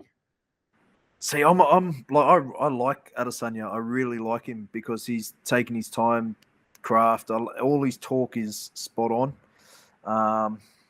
Rob Whittaker is actually one of the nicest guys I ever met. Met him in a lift. I was with the Warriors and we're going down at Brighton. Hopped in with his wife. Just been at a wedding. Hey Rob, hey, good luck in your next fight, mate. Oh, thanks, mate. Really appreciate it. You didn't have to say that, but. Good bloke. My money is gone on Adesanya. I think he's, Rob Whittaker's come back in his last fight. He was huge. He's sort of bounced back from that loss to Adesanya, and it looks like he's grown another leg, and he's just taken everything on and is fighting with a purpose now. But I just think Israel's too good for really anyone. I think if he was to fight Jan again in light heavyweight, I think he would win. If he got that chance again, I think he would take it and win. I just think he's one of these people that learn from mistakes. And when he got laid on that whole time, just too heavy, just the weight difference. I think if he got his chance again, he'd win that title. Nice. Well, Adesanya is at today paying $1.37 head to head. Rob Whittaker $2.90. Do you like him for a knockout or points or submission? 5 round. I'm gonna go points. I think Whittaker's tough bastard, man. He's so tough. 275 Adesanya by points. Is it? That's a great. I would be all over. I think I might get on that today. Actually, it'll come in. 270 for a knockout or 26 for a submission. Yeah, I don't see him submitting him. No. I think, yeah, I'm gonna stick with the points, man. I think Adesanya will be too good. He'll win the fight, get a couple of knockdowns, maybe get caught a bit. I think Whittaker might get him in a couple, but I still think Adesanya will be too strong.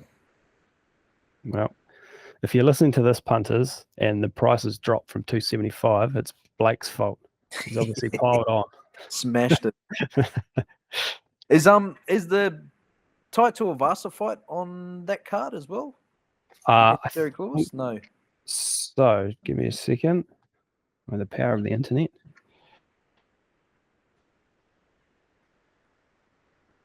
Stand by. Yes. Yep. Oh, awesome. Lewis, Tai Tuivasa. Yep. That's going to be a fight to be seen. I think. I don't think they're going to be like the two heavyweights that just had a little wrestle, Nagano and Cyril Gane. I don't think these two will wrestle. I think if someone gets a takedown, I think they're getting back up and going at it. And I love this matchup. It's going to be exciting, but it does let you down a bit sometimes, doesn't it? You get real worked up for a fight because they're both big hitters and big punches, and then it doesn't go that way. Yeah, I just don't see it in this fight. But hey, that'll be a good undercard. Tai Tuivasa, 245 outsider. Derek Lewis, $1.50. Yeah, I'd say that's about right. But isn't Tai Tuivasa working with Daniel Cormier? And I think he's doing some stuff with them. I could be wrong, but I thought, hey, puncher's chance. I think they'll both be there throwing them. So that big and they throw them that hard. You just got to land one of them. Yeah, I wouldn't want to be in there. You couldn't pay me that much to be in there. I wouldn't last 10 seconds. Nah, exactly. Oh, you can run. You can run around for 10. Yeah, maybe. Give yourself alrighty. Bit more on futures betting. Ooh. NRL coming up. Who have you got circled? You said you did a little bit of work the other week, and you've obviously been deep in preparation for the Advantage line. Now that you're a co-host, who have you got winning the NRL Rugby League in 2022? And not just by a small margin. I think this team wins. Like we're going to say halfway through the year, yep, they've got the title. The Sydney Roosters. Oh, currently paying $6. I think after what they did last year with no players, to get players that we haven't really heard, I have seen a bit of, like Kevin Nagama. He's gone to come back from England after winning 3 titles over there in a row. Like that winning culture combined with the winning culture the Roosters already have, that'll be huge. I think to get Kiri back, who a lot of people lost about. Now, there are some big losses, I suppose. You look at Jake Friend and Boyd Cordner and the Morris boys. But you've got Joseph Sawali coming in. Like I said, Kevin Nagama. You've got Billy Smith coming back. Let's not forget Connor Watson. Huge signing. Yeah, exactly. One of the best number 14s, probably the best number 14 in the game. And come on at hooker if you have another hooker scenario like last year. But Marshke and those boys, those props, Lindsay Collins coming back, mate, I can't see them. I don't want to go too early. This is because you know what? We'll see this like round 26 when they've had 42 injuries and it'll be like, oh, you said the Roosters. Nah, I reckon they're going to win. There we go. I'll leave it at that. I'm not going to put anything on it verbally that can tie me to it, but I think they'll win. Who have you got them playing in the final? Great question. I don't think it'll be Penrith. I don't think Penrith will be there. I want to say Storm, but I'm going to go the... Jesus, a tough one, mate. See, I've done the ladder, how I think the ladder will finish. I think the Eels will finish second on the ladder. Oh. But I don't think the Eels make the grand final. Can I... I was going to go Manly. I like that. Yeah. I don't like Manly, but I think Manly will be a big chance this year too. Yeah. There's many. I really wanted to say Warriors, mate. I did. I have them in my 8, but so that could be a bet for everyone who thinks the Warriors make the 8. I'm pretty sure to make the 8, they're over $2. It might be a bit. I can already tell you this guy's on and has been for a few weeks. Yep.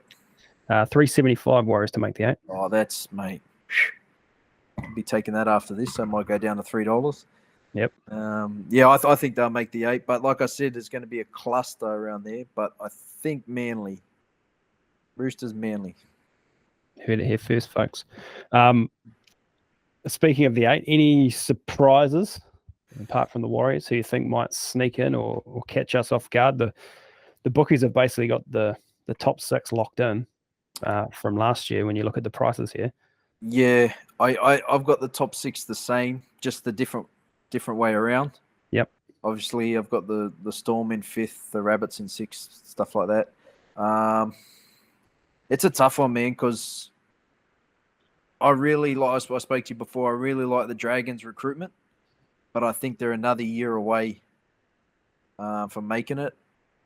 I'm going to, Sharks, I'm going to give them a year. I'm going to get the Broncos. Broncos to make the 8. Broncos finish 8th. Yep. That means Warriors are 7th. That does mean the Warriors are 7th. Yep. Nice. That means we're safe. Yeah. Well, I've got the Broncos. I mean, their squad from last year, plus you get back Katoni Staggs and those players, and then this kid coming on, Selwyn Cobbo, who's only played a handful of games. Man, he's going to be huge. Seen him play some Q Cup games. He was big, man. He's I think he's going to be good for them, whether he's centre or fullback. And then you got Adam Reynolds there, plus that forward pack. I think they'll be in the 8, if not better. Yeah. Yeah, Adam Reynolds, huge for the Broncos. Yep. Minor premiership, you said you got the Eels second. And the Roosters on top. Yep, Roosters. Yep. Roosters. What's that paying? Because I think they're taking that out. $5.50 for the Roosters. Really? Minor premiership, third favourites behind the Storm and the Panthers. I wonder what's going to happen with the Storm, as they've obviously lost another player today, Kenny Bromwich. So that's 3 Melbourne Storm players gone to Redcliffe. So I don't know how the camp's going to be. I mean, they're pretty professional, but we'll see how it goes. I feel like we say this every year with Melbourne Storm, and they come first, and you're like, well, yeah. I was wrong again. Sorry, Craig. Top try scorer. We haven't got a market up yet, but anyone we should look out for? Smokies or? I wish you'd told me earlier. I'm just gonna go. I'm looking at the teams.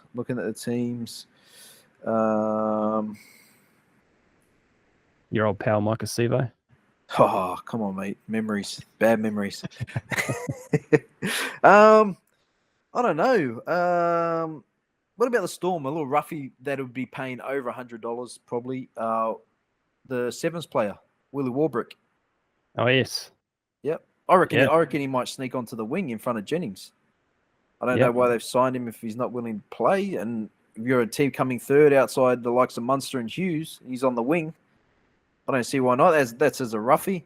But then you can always go, I think, Tommy T will be there again. Yeah. Probably close to favourite. Yeah. Least team with the least amount of wins, or who's going to finish last? Oh, we do have a market for this, and your boys, the Dragons, are $3.50 favourites. Yeah, no, I think the Tigers, and this hurts me. It hurts me. Also, really $3.50 favourites. Yeah, this one hurts. Like I said, I've looked over the squads. I'm hoping I'm wrong. I really do hope I'm wrong. I hope they break it this year and make the 8. But I'm sorry to say, I've got them coming last. Yeah. Ooh. Shout out to the Tigers. Sorry, boys. I prove me wrong, please. Please prove me wrong. Last one NRL wise, Dally M medal winner. Again, we haven't got a market yet, but I'm gonna go. James Tedesco reclaims his throne as the best fullback and the best player in the world. Nice. And his Dally M medal winner. Yep. There's a headline. All right, Super Bowl. Here we go. Super Bowl. Who wins? My heart and my head are all for the LA Rams.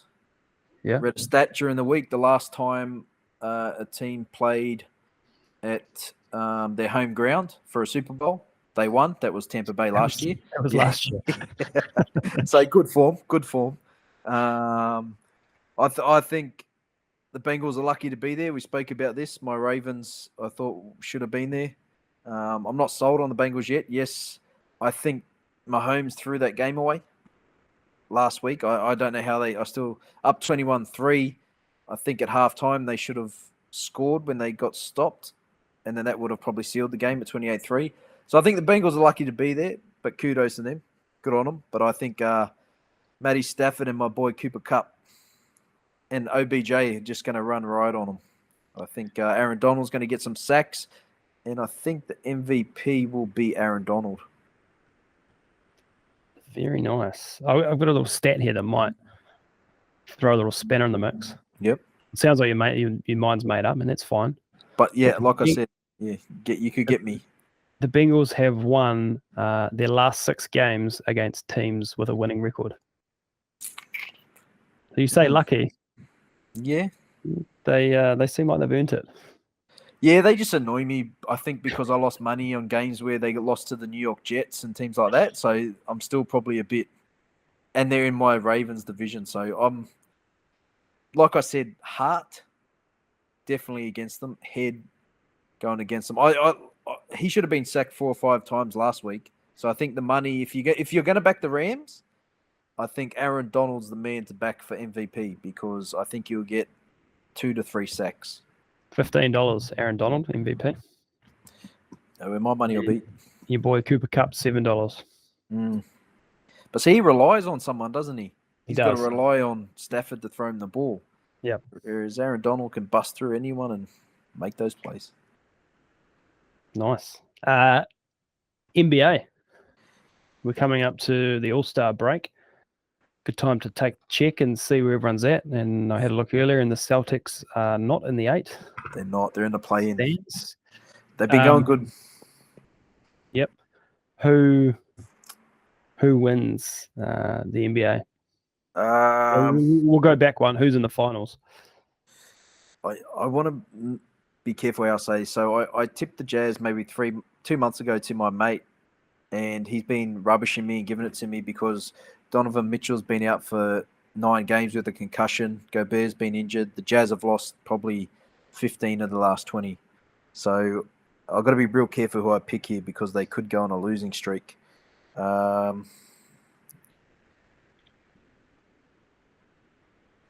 Jesus. I'm going to go Milwaukee Bucks. Yeah. From the East. We'll play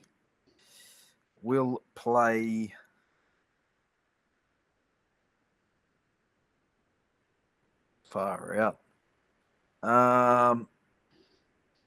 We'll play the Phoenix Suns.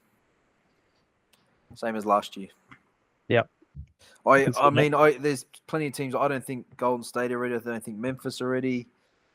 Lakers, how do you back against LeBron? I just think if he's scoring 30 and AD comes back healthy, then I think all this will be over. And the East, you just can't. I just can't. I'm not sold on Chicago and Miami and teams like that yet. Even the Cavs at 4th.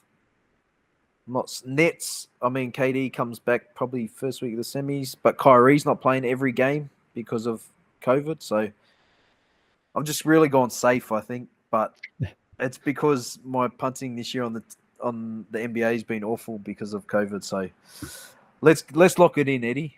We'll go the Bucks versus the Suns, and who wins? The Suns will reverse it.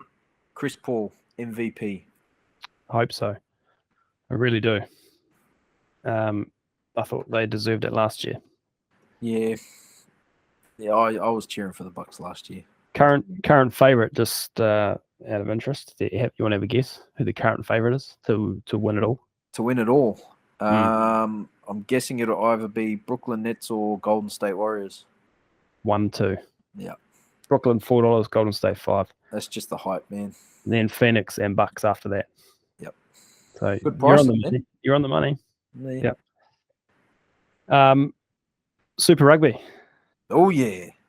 So do you still support New South Wales? Of course I do, mate. Of course I do. But It you're a Blues, hurts. but you're a Blues fan too. Yeah, but see, the Waratahs used to love Matty Burke and all those players. You know, Andrew Walker played for a bit before he obviously went to Queensland. It was after Queensland. We had Lottie. Yeah. We had Matt Dunning, one of the greats. Wendell. Wendell Sailor. Yeah, Wendell came played. We had some Matty Rogers and that did the league boys. They come across, but Bernard Foley, you know, Michael Hooper. We got some great players, but yeah, when you're getting 30 and 40-point head start in games, like it's not the same Tars team that I supported as a kid. It's tough. They've had a couple of tough years. I don't know how much better it's going to be this year when New Zealand Rugby's sort of their teams look. But in saying that, I think Japan's taken a lot of the NZ Rugby stars. Is Mackenzie gone over there as well now? Yeah, Mackenzie's over there. Yeah. He basically swapped places with Bowden Barrett. Oh, yep. So Bodie came back and Mackenzie's taken his spot over there. Yeah. Yeah, I still love the Waratahs, but I'm not going to sit here and back them, okay?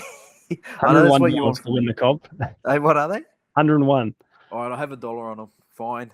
The Fiji and Drua are the outsiders 151s, but I have a feeling the Drua might end up better than the Waratahs this year. What about, is there Moana Pacifica? What are they paying? $31. Oh, okay. What's the best Australian team? That'd be the Brumbies, I'm saying. Reds. Reds. Yep. $12. Brumbies next at 15s. Brumbies and Highlanders both listed at 15s. That's disrespectful to the Highlanders. They do always seem to get disrespected in New Zealand Rugby, don't they? Even when they've won, it just felt like they got disrespected a bit when they're going through that purple patch with Aaron Smith, Lima Sopawanga, and Naholo, and all those boys there. Just seems like they've just giving me goosebumps. Yeah, I love it. Went and watched them a couple of times beat the Waratahs in the semi, so it hurts. But I think the Blues will win this year, man. $4. How much? $4. What's the Crusaders will be favourites? $2.75. Yeah, see, I think that's throwing away money there. I don't think they're going to win it. I haven't had a look at the Chiefs and Hurricanes squad in full package yet, but it wouldn't surprise me if one of those snuck into the final against the Blues. There you go. Yeah. Is Richie Mwanga still playing 10 for Crusaders? He is, unfortunately, for the rest of the world. Maybe I might have to just take that back. Oh, he's a freak, that kid. He is. Yeah. On the Blues, and I guess given what you know about Roger and your relationship with Roger, how do you think he's going to go? Obviously, he played rugby when he was younger. Yep. But yeah, how do you think he's going to transition from NRL to Super Rugby? So speaking to him, I know he was finding the move. It's complete different, obviously, how you taught the tackle in rugby league to when someone's coming at you in a maul and you've got to, or a ruck, and you've got to, in a ruck, and you've got to get low and try and hands on and stop the person. You know, you're exposing your neck and things like that. So I think that bit he might have been finding it a bit hard, but he's definitely finding his feet. I know that for sure, and he's training overtime, if anything. I saw him down here just before Christmas, where I am. He come down for a little trip when Auckland was free. And yeah, we had a chat, man. He's loving the game. And for him, I think it was all about a new challenge.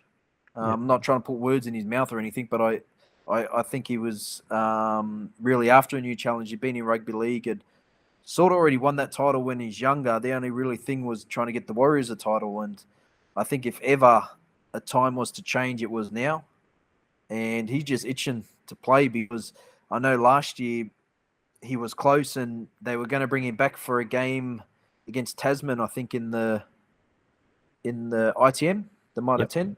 And they sort of decided against it, obviously Tasman being very good and he hadn't played that much. It was sort of throwing him in the deep end, which he didn't mind, but then it sort of got canned after that the Auckland side. So he's just waiting to play some footy, man. I think hopefully everything goes right and he gets to play. I think he'll excel. And it would not surprise me one bit knowing the bloke he is, how obsessive he is with things and how he wants to be the best at everything. It wouldn't surprise me if he's number 12 for the All Blacks in the near future.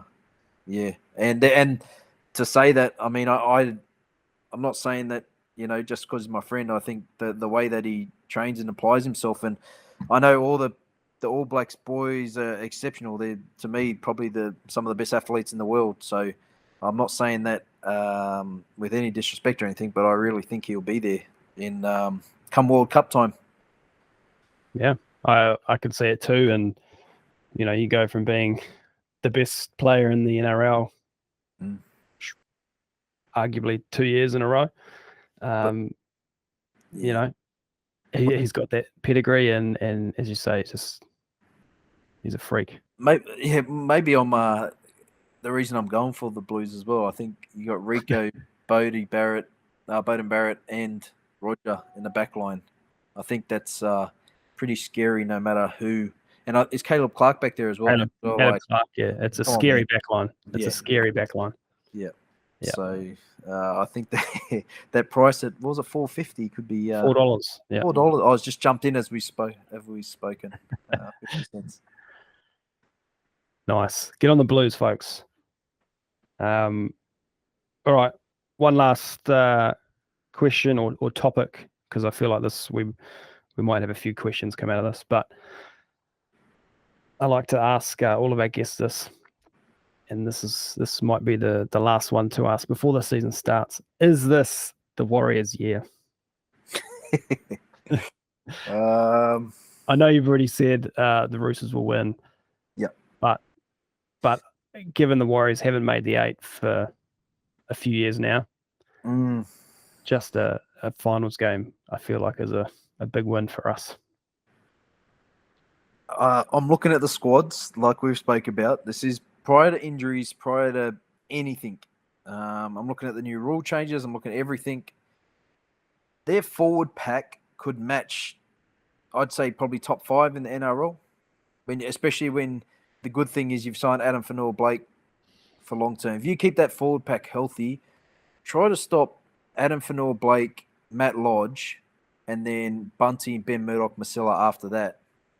And then you got Eli Katoa, Jazz Tavanga, Bailey. Like, you've got these players and Tohu Harris is coming back. Yeah. I mean, I know I don't have to sell it to you because I know you're a Warriors fan. I'm trying to sell it to myself as well. But I think with SJ back, he's come back on good terms. I think everything that had happened before is sort of settled. And he wants to, you know, like anyone would, want to go out on a good note with a competition win, especially in his home country, New Zealand, deliver the first. I think he's going to be enormous for the back line. Now, the back line's young. That's the question. I think the forward pack will hold their own. The halves can hold their own. Now, do the halves still have enough magic to put those? I think Rocco Berry's going to be enormous. I don't think they're going to win the comp, Karl. Will they be there? Could they make the grand final? Yes. I do believe that. I do believe once you're in the 8, anything can happen because it's 2-3 wins, and you're there. Yeah. It's like when they say it's a whole nother season, it is, because it's not like you're looking forward to differentials or we got to win this game. You know, you're there, and you know your task each week. Bang or we're home. Bang or we're home. So I think they make the top 8, like you and I both think they will. I don't know. Sense a bit of disbelief. Oh no, yeah, I've got them in the 8 for sure.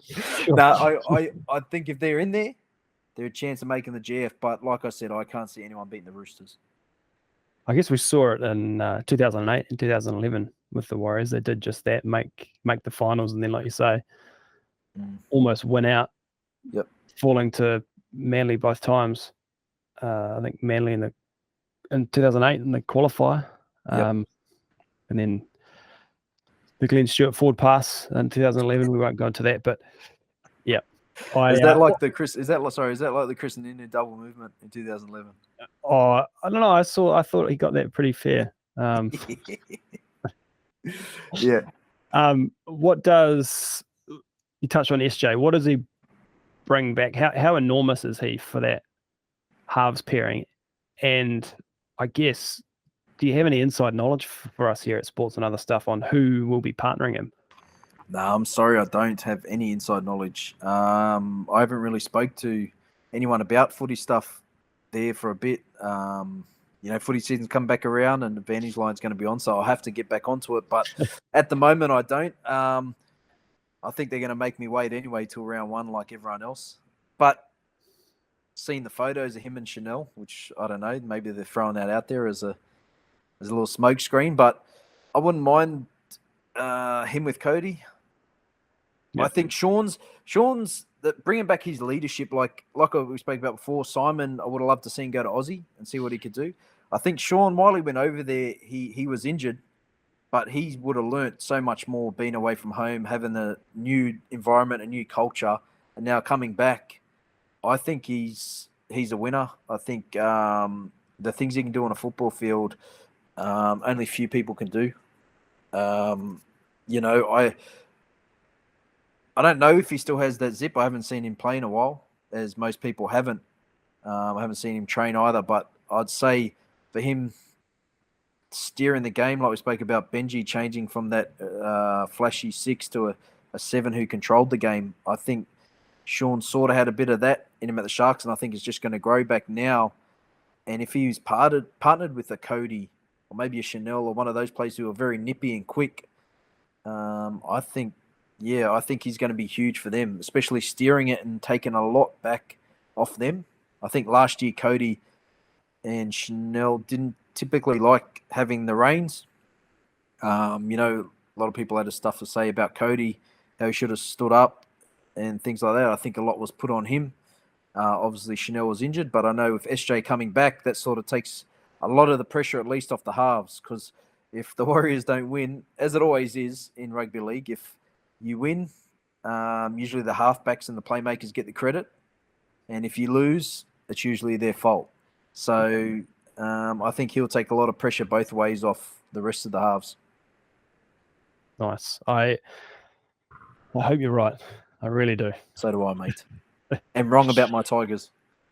Yes. Yep. All right, mate. Well, I will leave it there. We've taken up enough of your time today. We really appreciate your time you've given us here on Sports and Other Stuff here today, Blake. So thank you very much. Of course, we look forward to the Advantage Line next week. We're on. That'll be some fun. And the footy season ahead. So thank you. And we will talk soon. Cheers. Thanks, buddy. Been good. Relive some good and bad memories.